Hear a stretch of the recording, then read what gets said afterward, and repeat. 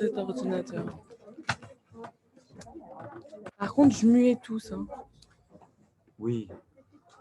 C'est enregistré, c'est bon? Il y a le micro, parce que là, il n'y a pas de micro. On a de l'air. J'enlève mon masque. Vous gardez le vôtre. Ah oui, sauf celles qui mangent, mais elles sont au fond. Ça va. Bonjour à toutes. Voilà, aujourd'hui, on répond aux questions. Alors d'abord, les dédicaces, les Elon Nishmat, Aaron. Où elle est? Elle n'est pas là? Il y avait plus que ça. Ah oui, Aaron Ben Marcel Mazal. Voilà. Chez Ayom, Pekidat, chez Nato. Est-ce qu'il y a une dédicace pour des gens malades? Oui. Pour la fois Shlema 2. Raphaël Abraham Chaim Ben Sarah. Raphaël Abraham Chaim Ben Sarah. Vegam. C'est bien. Elio Ben Esther. Raphaël Yaakov Ben Rachel. Odélia Bat Simcha. Oui, je sais. C'est pas Odélia Simcha Bat quelque chose. Odélia Bat Simcha. Ok, Shakadosh Baruch Hu Shalom Refoua Shlema. Très bien, allez. On va. Bah, et finalement, les filles, elles avaient décidé de manger et d'écouter. Alors ça va, ça me va. Alors, celles qui ont écouté le cours de la semaine dernière, je crois qu'elles sont là aujourd'hui. On est parti avec plein de questions et aujourd'hui, on va répondre. Tout le monde se souvient des questions? C'est pas grave, je vais vous les rappeler. On était dans la paracha de Vayetse. Très rapidement, je vais vous dire. On avait dit que Yaakov, il a eu ce qu'on appelle Kfitzat Haderech. Le soleil s'est couché brutalement parce qu'Akadosh Baruch Hu, il voulait absolument qu'il dorme à cet endroit. Et bon, ben, c'est pas comme aujourd'hui. Hein. Bon, ça va, il est tard, je m'arrête au premier hôtel et je passe la nuit dans un hôtel. Là, tu es dans le désert et il faut se protéger. Donc, il se retrouve dans un endroit que nous savons qui était Har Moria, c'est-à-dire l'endroit où son père avait été attaché sur le Mizbeach et où son grand-père a failli le sacrifier à Abraham. Et donc, c'est un endroit éminemment kadosh. Et il prend des pierres, il dit, je veux me protéger parce que j'ai peur que les bêtes sauvages me dévorent. Et je vous avais posé comme question, franchement, de quoi on a peur? D'un lion, d'un loup, d'un serpent? Vous croyez vraiment que c'est ça qui va arrêter les pierres? Les pierres vont arrêter un serpent de mordre une personne? Il passe au-dessus, non? Un loup, il y a des pierres, il ne faut surtout pas s'approcher. D'accord. Alors, on va répondre à cette question parce qu'elle est assez simple. La question est assez simple et la réponse, en réalité, évidemment que les pierres ne pouvaient pas protéger plus que ça la tête de Yaakov Avinu. La première réponse évidente que vous auriez pu trouver. Quelqu'un a une idée? Hazak, qui c'est qui? Bravo. Ishtadlout. Hachem, je me suis retrouvé dans une situation, je ne peux rien faire. Ne rien faire et l'ismoch à la ness, compter sur le miracle, ça tu ne peux pas. Alors je fais un effort. Moi, l'effort que je peux faire, voilà, j'ai trouvé des pierres, je les mets autour de moi et toi tu fais le reste. Et bon, Hachem. Deuxième réponse, on est dans le merveilleux aujourd'hui. Hein. Les pierres, alors ça, Yaakov le savait ou ne le savait pas, mais peut-être qu'il ne le savait pas. Les pierres étaient exactement les pierres qui avaient servi à construire le Mizbeach que Abraham avait construit pour faire la Akedat Yitzhak. Et ces pierres avaient une kedusha telle, et oui, quand les animaux s'en approchaient, ils en étaient effrayés et ils ne pouvaient pas faire du mal à Yaakov qui était juste derrière. On a dit, bah oui, des pierres, tu ramasses des pierres à Sarcelles, tu crois que ça va te protéger? Ça, c'est sûr que non. Sarcelles ou ailleurs, hein, j'ai rien contre les pierres sarcelloises. Mais les pierres de la Akedat Yitzhak, elles avaient cette faculté de pouvoir le protéger. Très bien, ça c'est la première question. Deuxième question, en fait c'était la troisième. Yaakov se réveille, Vayikatz Mishenato, et il dit, il a dit comment? Vayomer, Achen yesh Hashem bamakom hazeh va'anochi lo yadati. Comment c'est possible? Hachem, il est là et moi, je ne savais pas. Et je vous avais dit, les enfants du Gan, entre 3 et 5 ans, on leur dit, Hachem est ici, Hachem est là, Hachem est partout. Et Yaakov, il ne sait pas qu'Hachem est partout. Et Yaakov, il ne travaille pas pour le Olamazé. Vous travaillez pourquoi? Vous travaillez parce que demain, vous avez un contrôle de français, vous voulez une bonne note. Je ne vais pas vous dire vous avez tort. D'accord? Mais est-ce qu'on ne peut pas voir plus loin que ça? Un bon juif, il ne travaille pas pour ce monde. Ce monde, il dure 70 ans, 80 ans, 100 ans, 120 ans. Mais nous travaillons pour ce qu'on appelle Olam Haba. Un monde beaucoup plus important et surtout un monde éternel. Et celui-ci, on sait très bien qu'il ne l'est pas. Donc Yaakov, tout son travail, et c'est ça le conflit qu'il y a entre Yaakov et son frère. Esav, c'est quoi? Bechora, un droit d'aînesse. Quoi ça sert un droit d'aînesse? Eh ben après, on va servir au Beth Amikdash, on va travailler, on va faire le service divin. Mais ça sert à quoi? Achles, moi je veux du quotidien, moi. Il y a quoi? On peut s'amuser, il y a à manger, il y a à boire, il y a des femmes. Il n'y a rien de tout ça. Ça ne m'intéresse pas. Deux frères jumeaux, issus du même père et de la même mère, ça doit nous interpeller. Un, il ne pense qu'à préparer son Olam Haba, et tout son monde, si il n'est qu'une préparation pour un monde qui s'appelle Olam Haba, et un autre qui dit Olam Haba, l'au-delà peut attendre. En attendant, on fait quoi? Donc Yaakov, quand il se réveille, il dit mais moi, je pensais que Akadosh Baruch Hu, il résidait où? Olam Haba. Mais quoi, je peux ressentir Akadosh Baruch Hu dans ce monde à ce point? Ça, Anochi lo yadati. Ça, je viens de l'apprendre. Qu'on peut ressentir la présence d'Hachem dans ce monde au point où lui, il l'a ressenti, ça, je ne savais pas. Ça veut dire que Baruch Hashem, en toute modestie, on apprend toujours, même si on s'appelle Yaakov. Vous allez me dire, ouais, vous exagérez quand même. Hein. Yaakov, il ne savait pas ça. Tout le monde est convaincu ici que en ce moment, Hachem est ici pendant qu'on parle? Honnêtement, vraiment? Très bien, parce que je vous fais un cours de Torah. Mais quand vous vous apprêtez à faire une bêtise, ça vous arrive. Hein, ça vous arrive de faire des bêtises. Un truc que vous savez, ça, il ne faut pas le faire. Un petit mensonge ou un gros. Vous vous dites, ah, je ne peux pas, Hachem, il va m'écouter. Franchement, vous le faites? Oui? Non, mais il y a peut-être des tzad. Yesh po tzadkaniyot va anochi lo yadati. Il y a des tzadikim ici, moi je ne le savais pas, on apprend tous les jours. Baruch Hashem. Mais peut-être que oui, je ne sais pas, peut-être que oui. Troisième question. Abraham, Yaakov, il voit quoi? Il voit une échelle dans son rêve. Il voit Malaché Elohim, Olim ve'yordimbo. Les anges de Dieu qui montent et qui descendent. Alors, on avait posé deux questions. On a dit, les anges, ils viennent d'où? Ils viennent du ciel. Donc, ils doivent d'abord descendre et après monter. Question que la plupart des commentateurs posent. Très bien. Ensuite, vous n'avez pas fait beaucoup de représentations des anges, mais peut-être que vous avez vu, à tort ou à raison d'ailleurs, à quoi ça ressemble un ange. Au moins une chose, on est sûr, c'est qu'ils ont des ailes. Combien? 6. Shesh knafaim ke'ehad. C'est un passouk dans le Navi. 6 ailes comme une. Tiens, c'est un passouk qu'on va étudier, qu'on va apprendre aujourd'hui. 6 ailes comme une. Donc, ce n'est pas les petits trucs blancs avec la petite auréole, hein, avec la robe blanche, là. Ça, il faut oublier. Ça, c'est une représentation chrétienne qu'on nous a mis en tête et on est sûr que les anges, ils sont comme ça. Alors, à quoi ils ressemblent, on ne sait pas. On peut essayer, mais en tout cas, ils ont 6 ailes. 6 ailes. Donc, quand tu as 6 ailes, en général, tu voles. Et tu n'as sûrement pas besoin d'une échelle pour remonter au ciel. On est d'accord? Très bien, on va apporter plusieurs réponses et elles sont extraordinaires. Première réponse, les deux malachim qui sont sur cette échelle, c'est Michael et Gabriel. Ah bon? Ben alors, les malachim, ils ont des ailes, ils n'ont pas besoin d'échelle pour remonter. Ah, pourquoi ils sont en bas? Ben, ils sont en bas parce qu'ils sont déjà descendus. Quand est-ce qu'ils sont descendus? Avec Abraham, à l'époque de... Non. Oui, c'est vrai. Mais ça, c'était à l'époque pour lui annoncer qu'il allait avoir un enfant. C'est les 3 malachim qui sont venus lui annoncer qu'il allait avoir un enfant. D'accord? Et ensuite, ils sont partis où? Il y en a 2 qui sont partis où? Michael et Gabriel sont partis à Sdom. Ils sont partis détruire la ville de Sdom.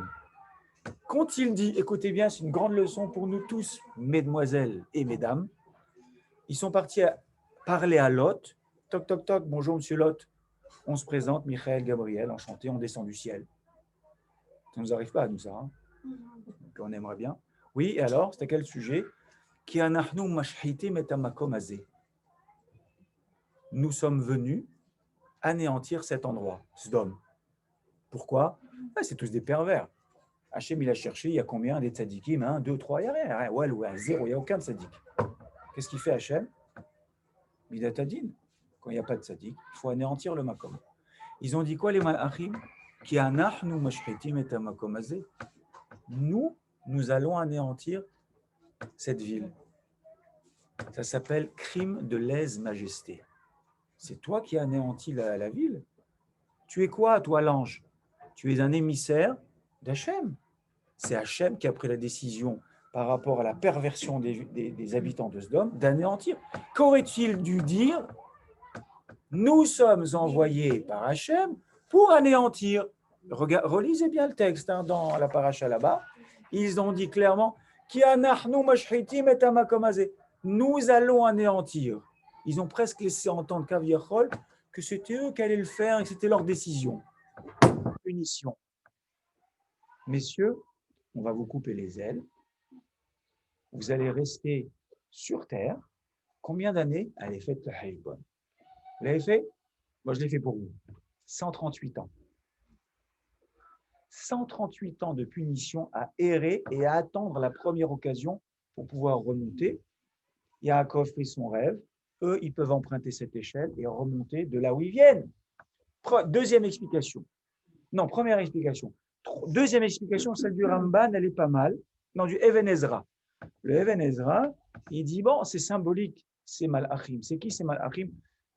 Comment tu t'appelles? Je sais. Skouri. Prénom? Esther. Tu as déjà fait une mitzvah dans ta vie? Tu n'as pas entendu? Il faut être fier. Oui, j'en ai fait plein. Quand tu as fait une mitzvah, est-ce que tu sais ce qui s'est passé? Je ne sais pas, je vais t'expliquer. À chaque fois que tu as fait une mitzvah, tu as fabriqué un ange. Je ne sais pas, tu as respecté ton père et ta mère. Tu as créé un ange qui s'appelle Kibud Avahem de Esther Skouri, tel jour, telle heure. Il est à toi, il t'appartient. Bon, je n'ai pas demandé qui a fait une avéra dans sa vie, mais on en a tous fait. À chaque fois qu'on fait une avéra, on crée un ange. Celui-là, il faut l'imaginer avec une sale tête. Hein. Une très vilaine tête. Et on le crée. Et il reste à jamais. Bon, le jour où on est jugé, les deux, ils font une petite guerre. Hein. Alors, le problème, je ne vais pas vous démoraliser, mais quand on fait une mitzvah, en général, on est un peu fatigué. Ah, ça me saoule, ah, ça me tanne, ah, mais quand même, c'est important, je vais le faire. Alors, l'ange qu'on a créé avec cette mitzvah, on l'a créé de la manière dont on a fait la mitzvah. Si on l'a fait, ah, j'ai pas envie, mais je vais le faire quand même, il lui manque une jambe. Donc, il boite et il n'a qu'un œil. Et il est à moitié sourd. Tu vois le type d'ange que tu as créé. Par contre, quand on fait une avéra, oh, qu'est-ce qu'il était bon, un truc qui n'est pas cachère que tout le monde mange, c'est quoi? Enfin, on n'est pas sûr si c'est cachère. Hein, les bonbons, comment, je sais pas quoi. Ah, j'en sais rien. Je le refais pas. Hein. Tu peux regarder?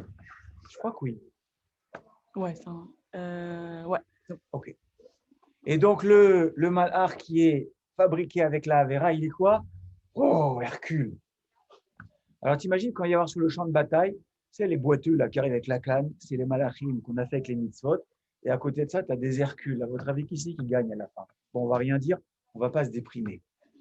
Donc, les malachim qu'on a construits, qu'on a façonnés avec nos mitzvot, ceux-là, ils sont créés sur terre et ils remontent chez Hachem. Et ils vont faire leur compte rendu, ils redescendent. Le Even Ezra, il dit, c'est ça les malachim. Chaque jour, un homme dort. Yaakov, il a dormi là-bas. Les Maasim Tovim, les bonnes actions qu'il a faites, il a fabriqué des anges. Malaché Elohim, Olim, Yordimbo. Donc, c'est le compte rendu nocturne de nos bonnes actions quotidiennes. Aujourd'hui, Yaakov, il a fait ça, ça, ça. Donc, les anges qu'il a créés, ils sont montés. Troisième explication, c'est celle que je préfère. À l'époque de la création du monde, donc Hachem, il a créé tout ce qu'il y a dans le monde. mais il avait une cour céleste. Dans sa cour là-haut, il a des malachim. Et d'ailleurs, avant de créer l'homme, il a dit Naase Adam Ketsalmenu Bidmutenu. Il a dit venez, on va créer l'homme. D'ailleurs, tous les commentateurs s'interrogent à qui il parle? Nous allons créer, et c'est même dangereux parce que ça veut peut-être dire il y a plusieurs divinités là-haut. Non, Hachem, il voulait apprendre l'humilité. Hachem n'a besoin de conseils auprès de personne. Mais pour créer l'homme, il a dit je vais montrer aux hommes que même Hachem, il peut donner l'impression qu'il a besoin de conseils. Pour que toi, qui es tout petit comme un grain de sable, tu ne dises pas « Ah, mais moi, je sais décider tout seul, j'ai besoin de personne. » D'accord? Donc, il y a des malachim, ils sont descendus sur terre. Bon, ils vont, ils montent, ils descendent, ils montent, ils descendent. Et il y a des malachim qui ont vu que sur terre, il y avait de très jolies dames, des belles femmes. Et ils ont dit « C'est plus chouette ici, il y a plus d'ambiance que là-haut. » Et il y en a un qui est allé voir une jeune fille très jolie. Et il lui a dit, il l'a invité à commercer. Je ne vais pas vous faire de dessin. Allez, pour être gentil, il voulait se marier avec elle. Elle lui a dit, mais toi, tu vis là-haut. Tu tournes autour du Kissé à Kavod d'Hachem, du trône de Dieu, et tu lui chantes des louanges matin, midi et soir. Et je ne comprends pas comment tu peux vouloir venir vivre parmi nous dans un monde qui est un monde de mensonges, qui est un monde qui est éphémère. Il dit, mais bon, admettons, je consens à ta demande à une condition. Tu me donnes tes ailes. Alors, il était vraiment intéressé, le malach. Il lui a dit, il n'y a pas de problème, clac, clac, clac, elles étaient détachables. Et il lui a donné. Qu'est-ce qu'elle a fait? Elle s'est envolée, elle est partie au ciel. Et elle l'a planté tout seul, sans elle, sur terre. Et elle aspirait quoi? À aller vers l'eau. Elle est arrivée jusqu'au Kissa à Kavod. Hachem, il l'a accueillie. Il lui a dit, à ce point, tu aimes la résidence divine? À ce point, tu aimes le monde d'en haut? Alors, il lui a dit, je vais te donner quelque chose que je n'ai pas donné à beaucoup. Tu vas devenir une constellation dans le ciel, puisque vous savez, les malachim, ils louent Akadosh Baruch Hu, les étoiles louent Hachem, le soleil loue Hachem, la lune loue Hachem. Toi, tu vas devenir une constellation, la constellation de la Vierge. Vous avez entendu parler? Les signes du zodiaque. Alors, il n'y a pas quelqu'un qui est né sous le signe de la Vierge? Virgo, en anglais. Oui? Toi? Quel mois? Voilà. Septembre, dans le ciel, il y a une constellation qui appartient, qui s'appelle, comme il y a Balance, Scorpion, quoi encore, Sagittaire, Verseau, d'accord? Il y a la Vierge. Betula. D'ailleurs, en hébreu, elle s'appelle Betula. Vous demandez un des signes du zodiaque, c'est Betula. Et donc, ce malach-là qui était resté coincé sans elle, il a essayé de remonter par ce biais-là de l'échelle de Yaakov. Voilà pourquoi Malché Elohim, les anges de Dieu, c'était les Néphilim, ceux qui sont tombés du ciel et qui aspiraient maintenant à pouvoir remonter, mais sans les ailes. Ça répond à la question, tu n'as pas besoin d'une échelle? Si, j'ai besoin, les miennes, on me les a piquées. OK? Troisième explication. Maintenant, la dernière. L'huile. Je vous ai expliqué la semaine dernière, l'huile. Oui? Une fois qu'il s'est réveillé, il a rassemblé les pierres, elles sont devenues une, c'est devenu comme un autel, un misbéach. Il a pris de l'huile et il a oint cette pierre qui est devenue une seule pierre. Et la question que je vous ai posée, je vous ai raconté qu'il avait fait une mauvaise rencontre en chemin. Il a rencontré son neveu. Bonjour tonton, j'ai une bonne nouvelle et une mauvaise. La bonne nouvelle, c'est que je vais faire une mitzvah. Mon père, il m'a demandé de faire quelque chose. Et donc, c'est mitzvah de Kibbutz d'Avahem. Et la mauvaise nouvelle, c'est qu'il m'a demandé de te tuer. Hein? Non, pardon, j'ai fait une confusion. D'accord? Donc, et Eliphaz, il dit, tonton, je t'aime bien. Mais mon père, c'est mon père. Ça, c'est ce qu'on appelle le Kibbutz d'Avahem d'Irshaïm. Ça veut dire, Dieu m'a demandé de mettre une ceinture d'explosifs et de me faire sauter dans un car pour tuer le plus de gens possible. Et Dieu m'a garanti que grâce à ça, j'aurai le Gan Eden. Et les, au passage, c'est dans, oui, on en a parlé. Hein. Et après, il voit des étoiles. Hein. OK? Donc, ça, si vous réfléchissez 2 minutes, ça s'appelle les mitzvot d'Ershaïm. Ça n'a pas de sens. Tu ne peux pas faire une mitzvah comme ce Meshuga qui attrape un prof d'histoire géo, qui lui coupe la tête et lui dit, mais oui, c'est ça, c'est le sort réservé à celui qui manque de respect au prophète. C'est quel rapport? T'es qui, toi, pour agir comme le juge, le bourreau? Il fait tout, le type. Il est juge, bourreau, il accomplit la peine, il fait tout. Et même le bon Dieu, quoi. Ça ne marche pas comme ça. Donc, Eliphaz, il lui dit, je dois te tuer. Et Yaakov, il lui dit, OK, il n'y a pas de problème. Bon, je suis un peu embêté parce que moi, j'aime bien la vie. Mais j'ai une solution pour toi. Dépouille-moi de mes biens. Ani Hashuv Kamet, le pauvre est considéré comme un mort. Donc voilà, ben, j'ai plus rien. Je vous ai dit, il a laissé tout nu au bord de l'eau. Il a plongé. Vous avez raconté ça ou pas? Il a plongé dans l'eau. Il y a un type qui est venu, hydrocution, il s'est noyé, il a pris ses vêtements, il a repris son chemin. Et il lui a laissé juste un bâton. Parce que c'est marqué dans la paracha de cette semaine qui Bemakli avarti et Yardenazé. Bemakli, avec mon bâton, j'ai traversé le Yarden. D'où il a un bâton? Oui, Eliphaz, il a été sympa. Il dit, pour marcher, tu as besoin d'un bâton pour éviter les pièges et pas tomber dans la rue. Donc, je te laisse ton bâton. OK? La Sheila, elle est, mais d'où tu as l'huile? D'où tu as l'huile? Puisqu'il t'a dépouillé. Il t'a laissé tout nu dans l'eau. Avec seulement ton bâton. La réponse, mais dire que c'est dans le bâton, c'est bien, mais ça ne suffit pas. Dans le creux du bâton, il avait caché cette huile. Et pourquoi il prend de l'huile, Yaakov, avec lui? Pourquoi il prend de l'huile? Écoutez bien. Écoutez bien. Vous allez faire, pas cette semaine, je pense, la semaine prochaine, le rapport avec Hanouka, on sera juste avant, c'est très bien. Parce qu'il y a de l'huile à Hanouka. Hein. Et pas que pour les beignets. Hein. On a déjà dit ça dans le cours. Hein. Mais c'était en vidéo. Vous ne l'avez pas vu? Il y avait la version short et la version longue. Vous n'avez pas vu? Yaakov, il dit, je vais aller en chemin. Quelle était, à votre avis, la mitzvah la plus chère pour Yaakov? Allez, petit sondage rapide. Mitzvah la plus chère.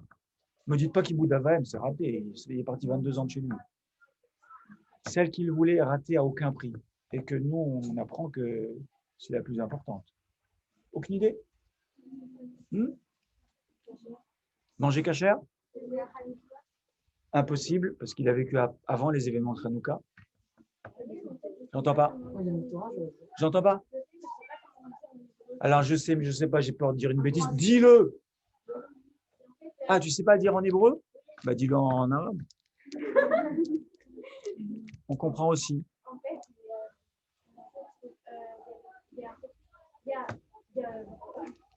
Ouais, tu as le droit à une tentative. Hein.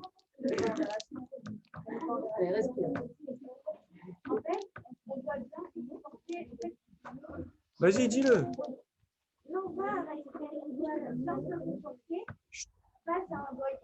Ah, Kiddush Hashem, très bien. Ok, faire un Kiddush Hashem. Ok. Ah, je l'ai entendu quelque part, je l'ai entendu par ici. L'étude de la Torah. Yaakov Ishtam Yoshev Ohalim. Yaakov, il a passé 14 ans, il n'a pas dormi une seule nuit pour pouvoir étudier la Torah chez Shem Ever. Yaakov, c'est le début de l'étude intensive de la Torah. Donc, il dit, je vais aller en chemin. Je vais étudier le jour à chaque fois que je peux. Et la nuit, je fais comment? Bah, la nuit, tu ne peux pas. La nuit, dans le désert, tu ne vois même pas devant toi. Donc, tu n'étudies pas.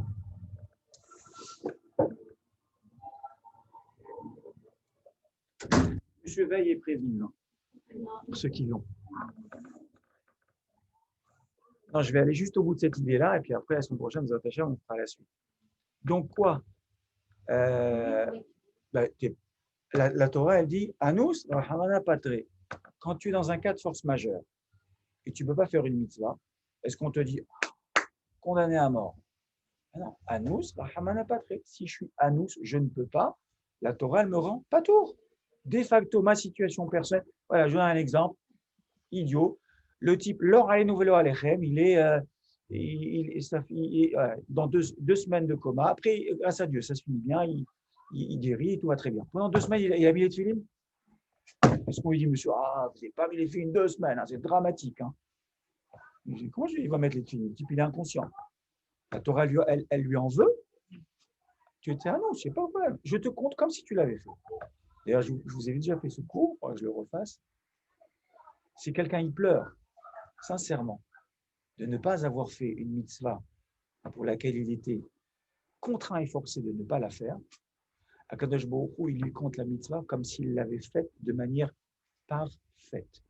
Vous pouvez faire une mitzvah de manière parfaite, c'est possible. À chaque fois, il manque un truc. Ah, j'ai pas eu la bonne kavana. Il manquera toujours quelque chose. La mitzvah parfaite, elle n'existe pas. Elle peut exister seulement quand quoi? Quand je voulais la faire et je n'ai pas pu la faire. Je vous donne un exemple. Abaye, il était orphelin. C'est un Amora de la Gemara. Il a dit cette phrase qu'il faut bien comprendre. Baruch Hashem, que je n'ai pas eu besoin de faire Kibud Avaim. Prends rien. Et tu dois pleurer que tu n'as pas un père et une mère. C'est dur, Baruch Hashem. Abaye, il pleure. Il dit, il y a une mitzvah qui s'appelle Kibud Avaim. Abaye n'a jamais connu ses parents, ni son père, ni sa mère. Il y a un personnage dans la Torah comme ça, je vous laisse deviner. Il a fait Kibud Avaim. Il a fait Kibud Avaim. Il ne peut pas faire Kibud Avaim. Il n'a pas de père, il n'a pas de mère. Hachem, il lui compte la mitzvah. Il est Anous. Maintenant, si Abaye, il pleure et il dit, c'est tellement dur cette mitzvah, j'aurais tellement voulu la faire, elle est tellement compliquée à faire. J'aurais tellement voulu être en situation de la faire et je ne peux pas. Et il la regrette. Hachem, il lui compte comme s'il avait accompli la mitzvah de Kibud Avaim le plus parfaitement possible, ce qui est impossible. Ce qui est impossible. Donc, Yaakov, il a son flacon d'huile et il dit, combien vous pouvez étudier avec un flacon d'huile? Une nuit? Même une nuit, je ne peux pas renoncer. Je ne peux pas me balader avec une citerne d'huile, on est d'accord. Je prends un flacon. Au moins, la première nuit, je vais étudier. Donc, il étudie la première nuit. Toute la nuit, il étudie. Yaakov, il dort un peu le jour, mais il étudie toute la nuit parce qu'il sait que l'étude de la nuit, elle est très importante. Et il se réveille le matin, il regarde sa lampe, et il voit que l'huile est intacte. La nuit suivante, il allume sa lampe, il étudie toute la nuit. Le lendemain matin, il voit que la lampe, l'huile n'a pas diminué. On va terminer là-dessus, je reviendrai, je compléterai évidemment avec Hanouka, parce que vous allez comprendre le lien. Hachem me dit, moi j'ai dit Anous Rahamana Patre, celui qui est Anous. Il n'est pas tour, tu n'es pas obligé, je t'en veux pas si tu ne fais pas. À ce point, tu aimes ma Torah et mes mitzvot, que même dans une situation où tu ne peux pas, tu prends les dispositions au moins pour étudier une nuit. Alors moi, je vais te donner dans cette huile la force de recommencer encore. Mais elle vient d'où cette force? Elle vient d'Hachem ou elle vient d'Yaakov?